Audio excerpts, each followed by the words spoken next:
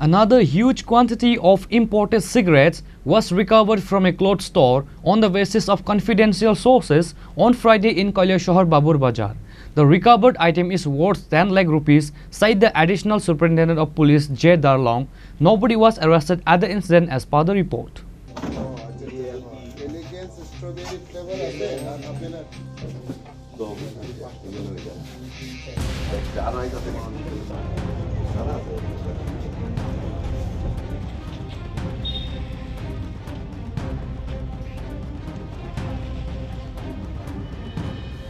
Additional Superintendent of Police J. Darlong, while interacting the media, said that they received a secret information about the illegal activities happening in the area. Immediately after the information was found positive, the police, DSR including the OC Arundai Das of Irani Police Station and the Additional SP J. Darlong together went to the spot. Finally, on Friday, another huge quantity of imported cigarettes was recovered from a cloth store in Kailasahar Babur Bazar, which was said to smuggle in Bangladesh. The recovered item is worth 10 lakh rupees, said the Additional SP J. Darlong.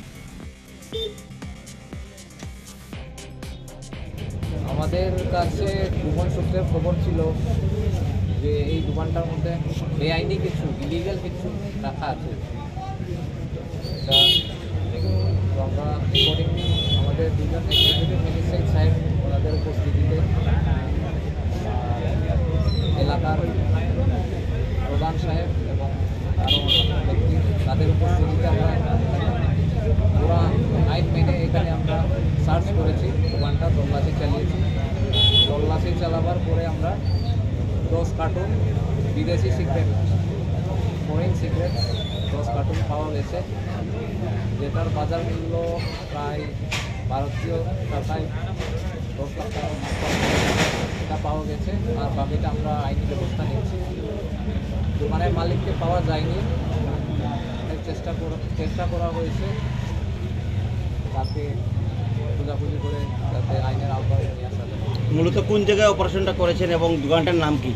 দোকানটার নাম হচ্ছে খান fashion, এটা বাবুর বাজার, আপনারা জানেন সবাই, ইরানি থানার আন্ডার। এই দোকানটা কার নামে আছে এবং যিনি মালিক ওনার নাম কি? দোকানের মালিকের নাম হচ্ছে মিস্টার ওয়াহিদ খান, এইখানে এলাকারই লোক।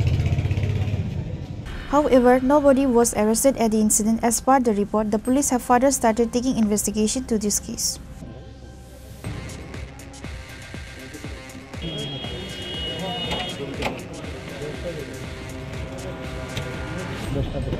Bureau Report, Chini Khorang.